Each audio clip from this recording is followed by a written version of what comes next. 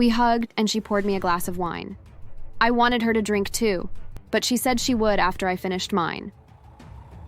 Well, barely a minute after I emptied the glass, I began to feel dizzy. I turned to my mother-in-law and caught her smiling. Then I knew something was wrong.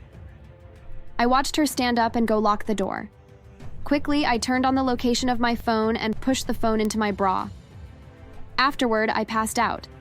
My mother-in-law went upstairs and packed some of my things. She packed the clothes to make it seem like I left on my own. When Paulo returned home, he was shocked to find the house empty and some of my things gone.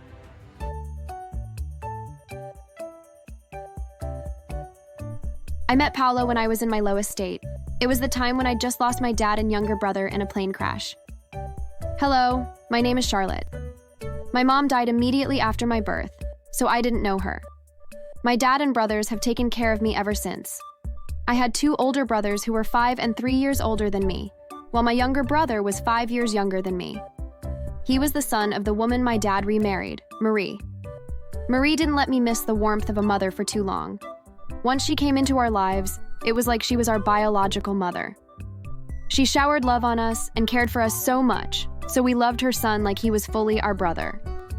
My dad and elder brothers spoiled me silly. Of course, Marie did too, but theirs were top. I went to a great school and I never lacked anything. I was very much loved at home. 2 months after my college graduation, my dad was already speaking to his friends to get me a great place to work. At first, he didn't want me to start working just yet, but after I complained nonstop, he finally gave in. One of his friends found me a spot that wouldn't require me to move too much, and I was so happy. I was to resume in the coming month. My dad and younger brother had traveled for a fashion show a week before my resumption day, and on their way there, the plane crashed, and they both died in it. It was a tough period for me. I was depressed and utterly dejected. My older brothers tried to comfort me and my stepmom, but they were also greatly affected by the deaths. The house grew quiet. I couldn't resume work because I needed to mourn my dad and brother. Luckily, the company didn't mind. They knew my dad, and were also saddened by his death. It was a month after his funeral that I finally resumed work at the company. I hadn't gotten over their death, but my stepmom wasn't any better, and I knew I needed to join my older brothers and be strong for her. On my way back from work every day, I would get her favorite snacks and ensure she ate them. My brothers would bring her flowers every day. The maids also took care of her greatly and ensured there was always someone with her.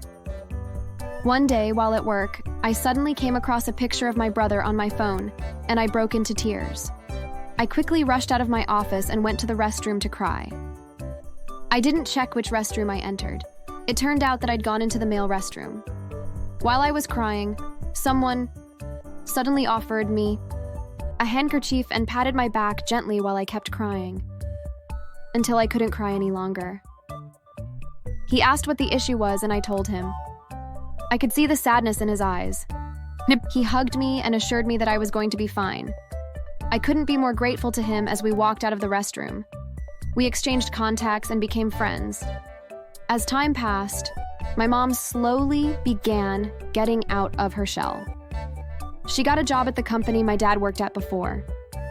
The CEO absolutely loved my dad. My dad had been his first employee and had helped the CEO take the company to the level it was. As a result, the CEO employed my mom as his personal assistant. He already had one, but he wanted my stepmom to have a spot that would require her to not do anything. All she had to do was show up once a week. It was his way of repaying my dad for his good deeds. Well, as time went on, Paulo and I got closer. Feelings soon grew, and we began dating. I introduced him to my family a few months after we began dating. My brothers and stepmom connected with him quickly. Paulo was a good man, so it wasn't hard to be charmed by his niceness. Since I'd introduced him to my family, I was eager to meet his family too. Paulo seemed to also be eager because 2 weeks later, we were at his parents' house. We were received by his younger sister. With the way she hugged me after Paulo introduced me, I knew he'd talked about me to them, and that made me happy. When we got into the house, we settled on the couch, and his sister quickly went to get his parents. Paulo looked just like his father. The man had a pleasant smile on his face, but I noticed that his mom was frowning as she came to sit. Paulo introduced me to them, and his father seemed even happier. He expressed his excitement to finally meet me as, according to him, Paulo had talked about me every chance he got. His mother was silent throughout. Noticing it, I spoke to her. "Hi, ma'am. It's nice to finally meet you. Paulo has told me a lot about you, especially how beautiful you are. I can't deny, you're even more beautiful than I imagined." Oh, please shut up. What? You think you can charm me with your stupid words? I'm not Paulo, okay? You silly thing. I was both shocked and confused. What had I done to deserve that? I didn't say anything bad. Neither did I do anything bad. Mom, you're being disrespectful, and this is unlike you. Charlotte has been so eager to meet you all, and you disrespect her like this?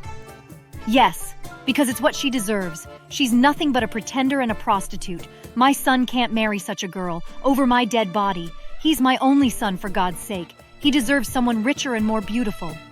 Excuse me? Ma'am, I don't appreciate you using such words with me. Oh, but isn't it what you are? Look at your tattoos and nose ring. How does that make you any better than street workers? Shut up, Cecilia. You're being so ridiculous. Tattoos and piercings have nothing to do with one's personality. I can't believe you're saying this, Mom. I feel so ashamed and embarrassed. The woman didn't stop. She kept calling me all sorts of derogatory names until Paulo took me out of the house. As we left, I heard his father and sister yelling at her. I cried all through the ride home. I felt so angry and embarrassed. Paulo couldn't stop apologizing. I could tell that he was angry too, and that made me feel bad too because I'd made his whole family angry just the first time they met me. I told Paulo how I was feeling, and he quickly killed those thoughts and assured me that I wasn't wrong in any way, and that it was his mother who was completely wrong. He told me how much his mother loved him, and she was scared of losing him to a girl who won't love him like she did, and she will often reject all the girls he will bring home for one reason or another. He promised to get her to apologize to me, but that didn't happen. I visited again, but the woman only did worse. This time, she didn't stop laughing at me. Whenever I said anything, she would burst out laughing and say terrible things. I got embarrassed again and left before Paulo. After I reached home, I sent him a breakup text. I couldn't deal with his mother disrespecting me like that. It was too much to swallow. Paulo came to my house, but I refused to see him. For 2 whole weeks, I avoided him like a plague. Well, until my brothers and stepmother spoke to me. He loves you, Charlotte. He comes here every day. Yesterday, he looked so tired and down, yet he waited for 2 hours, hoping you would agree to see him. Talk things out with him, please. It took a lot of begging from them before I finally agreed to see him if he came again. Unfortunately, I got a call that night that Paulo had been admitted after he fainted in his office. I immediately rushed there and saw that he had been treated and was asleep. His sister was there, and she rushed to me as I walked in, hugging and begging me to forgive her brother. I told her I'd forgiven him and asked her to go home and rest. She thanked me and left. I stayed with Paulo until he woke up, which was the next morning. As soon as he saw me, he began apologizing. I hushed him and told him I forgave him. Well, we went back to dating, but I didn't visit his house again. I called his dad quite often, and his sister always visited me, but I refused to see his mom. Time passed, and it was soon our wedding day after Paulo proposed to me 3 months back. His mother was in attendance, and I caught her laughing at me countless times, but I didn't say anything. I refused to let her ruin my wedding. His sister saw her too, which made her mouth an apology to me every time, but I simply smiled at her to show that I wasn't angry, even though I was.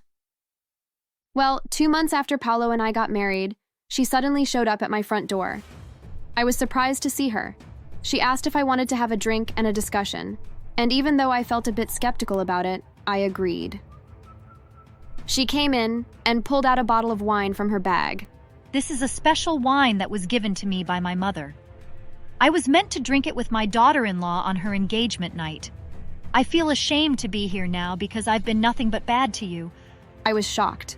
I'm sorry, Charlotte. You're a good girl, and I'm the bad person for hating you over your tattoos and piercings. Forgive me, please. I was moved to tears. I loved the woman so much, and all I ever wanted was an apology from her. We hugged, and she poured me a glass of wine. I wanted her to drink too, but she said she would after I finished mine. Well, Barely a minute after I emptied the glass, I began to feel dizzy. I turned to my mother-in-law and caught her smiling. Then I knew something was wrong. I watched her stand up and go lock the door. Quickly, I turned on the location of my phone and pushed the phone into my bra. Afterward, I passed out. My mother-in-law went upstairs and packed some of my things. She went to keep them in her car before dragging me out of the house and into her car. She packed the clothes to make it seem like I left on my own. When Paulo returned home, he was shocked to find the house empty and some of my things gone. He called my phone non-stop, but I didn't pick up because it was on silent mode and I was still unconscious. The next day, after I was still not home or answering my call, my husband went to the cops to report me missing.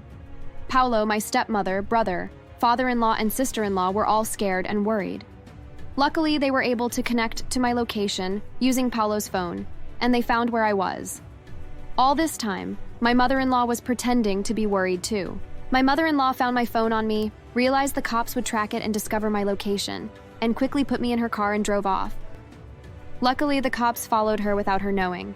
She drove to the mountainside and dragged me on the floor to the top of the mountain. Just before she could push me off, the cops came. She wasn't scared, so she pushed me, but she got shot in the back at the same time she pushed me, which led to her falling with me. We were both rushed to the hospital. Fortunately for me, the fall wasn't severe, so my injuries were mild. However, my mother-in-law got a broken spine from the gunshot and a permanently fractured knee from the fall. As a result, she had to go to jail on a wheelchair. Her daughter and husband didn't feel bad for her. According to her daughter, she was limited to so many things because of her mother's judgmental attitude and didn't have a nice relationship with the woman. Both my husband and his family kept apologizing to me even after I told them I held no grudges against them.